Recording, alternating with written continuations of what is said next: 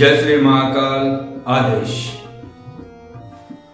तो भैरव साधना के विषय में आज चर्चा हो जाए। तो भैरव जी की साधना जो होती है, तो इसमें पहले मंत्र सिद्ध करना होता है, और मंत्र सिद्ध का विधान जैसे 31 दिन का है, तो 31 दिन में आप मंत्र सिद्धि कर लेंगे। और मंत्र सिद्धि करने के बाद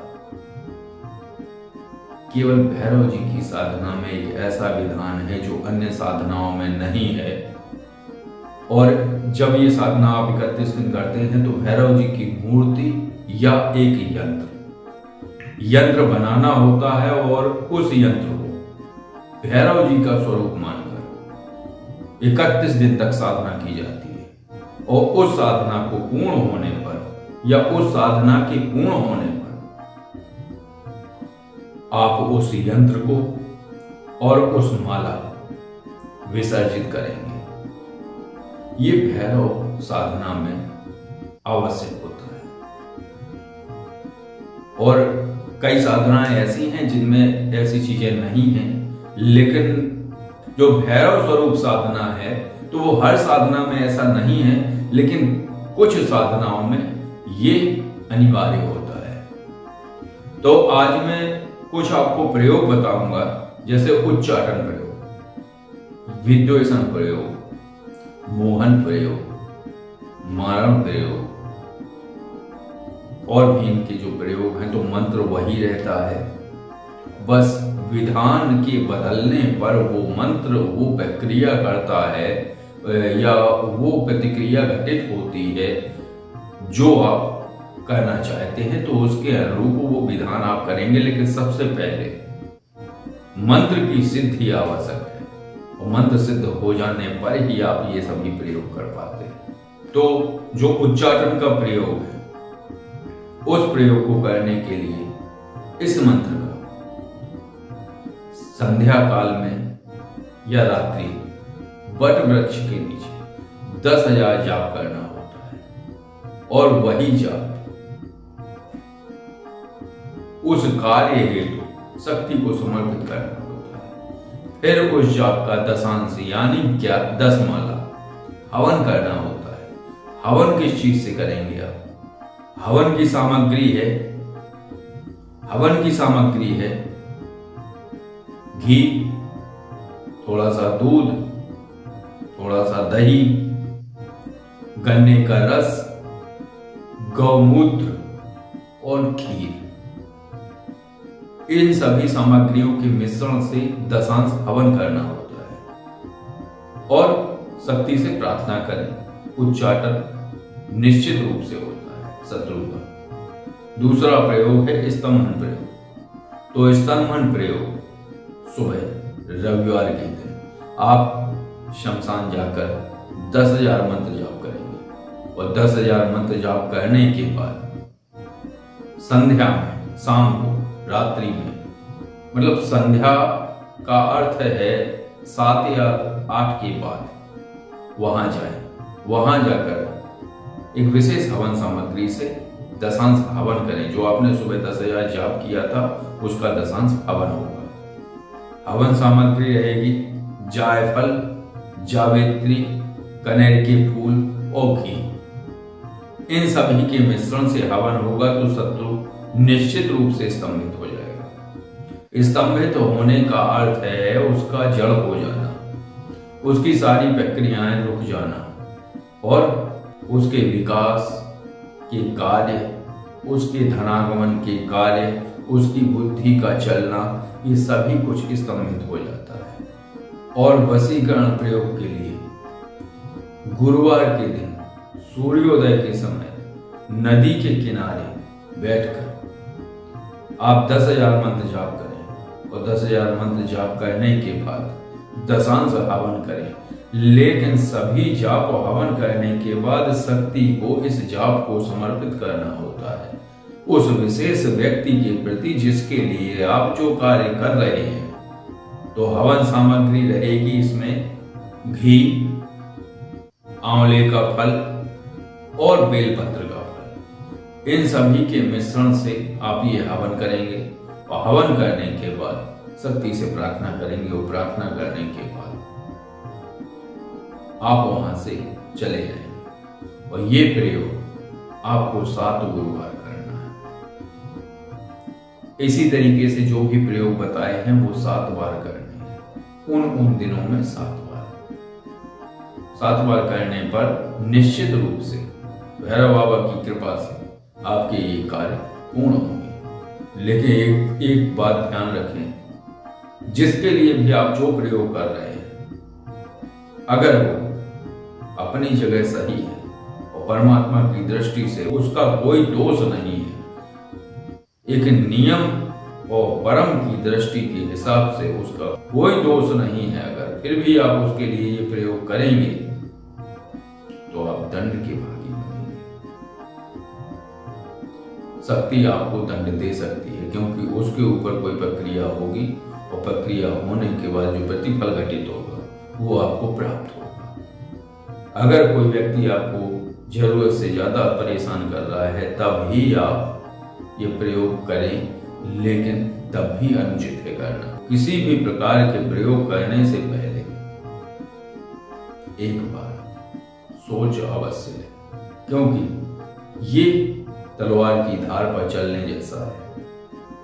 क्योंकि इसके जो प्रतिफल घटित होते हैं तो वो दंड, क्योंकि शक्ति कोई व्यक्ति नहीं है, और जब वो व्यक्ति नहीं है तो बात ये है कि आप जब किसी को तमाचा मारेंगे तो वो ज्यादा से ज्यादा गिर जाएगा,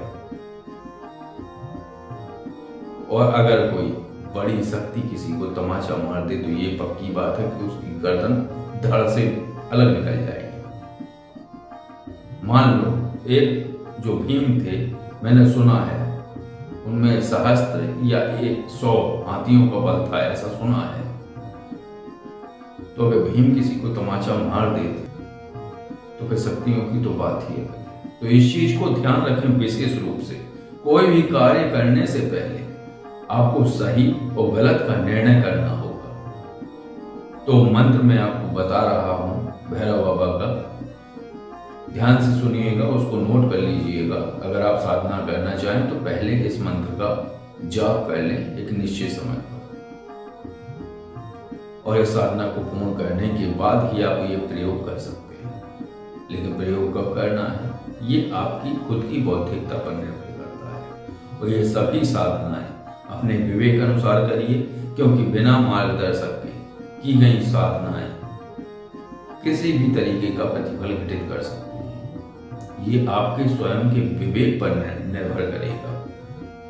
क्योंकि साधनाएं देना, क्योंकि अधिकतर मैं तीक्ष्ण साधनाएं नहीं देता, तो कोशिश करिएगा कि सही तरीके से साधना को संपन्न करें। तो मंत्र है ओम ह्रीं बटुकाय आप दुधारणम कुरु कुरु बटुकाय ह्रीं ओम स्वाहा। ओम ह्रीं बटुकाय आप दुधारणम कुरु कुरु बटुकाय ओम ह्रीं स्वाहा। ये है मंत्र। इस मंत्र का 1 माह जाप करने के बाद, 1 माह जाप आप कैसे करेंगे, बटुक भैरव यंत्र या बटुक भैरव बाबा की मूर्ति आप स्थापित करेंगे। लेकिन अगर आप मूर्ति स्थापित करेंगे तो विसर्जन में आपको दिक्कत आएगी। तो बटुक भैरव बाबा का यंत्र आप स्थापित करेंगे। उस यंत्र को उनका स्वरूप मानकर नित्य पूजा अर्चना करने के बाद 11 माला प्रतिदिन जाप करेंगे। ये 11 माला प्रतिदिन जाप करें, वो 31 दिन का जाप है। 31 दिन का इसलिए कि 30 दिन जाप करेंगे, 31वें दिन आप हवन करेंगे। दशांश से जितना 30 दिन में जाप हो जाएगा, यानी 30,000 जाप हो जाएगा आपका 30 दिन में। आप 11 माला प्रतिदिन जाप करेंगे तो 31,000 जाप मान लें आप, क्योंकि वो 33,000 होता है तो 31 ही माने आप उस जाप को। तो 31,000 जाप करने के बाद आप उसका दशांश हवन कर लें, और दशांश हवन करेंगे। और हवन करने के बाद घी, काले तिल, जौ, चीनी, हवन सामग्री, कपूर, गूगल और कमल पंखुड़ी इन सभी के मिश्रण से आप हवन संपन्न करें और हवन संपन्न करने के बाद प्रयोग मैंने आपको बताए ही हैं, तो उस तरीके से आप प्रयोग कर सकते हैं।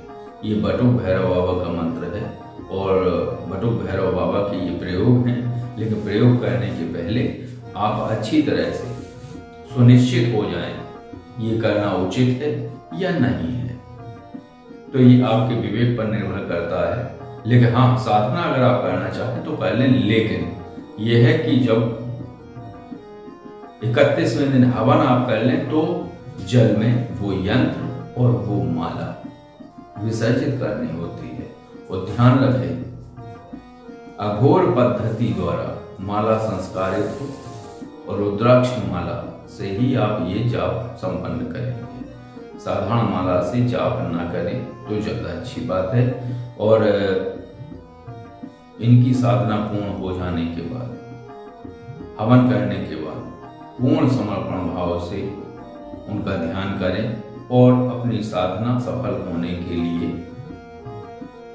कृपा बनाए रखें, ऐसी प्रार्थना करें। और जब भी आप प्रयोग करते हैं तो प्रयोग करने से पहले बटुक भैरव बाबा से प्रार्थना के माध्यम से अनुमति अवश्य लें, क्योंकि आप अनुमति नहीं लेंगे तो वो फिर आपको दिक्कत हो सकती है और आपको स्वयं संकेत आने लगेंगे कि ये प्रयोग करना ठीक है या नहीं है।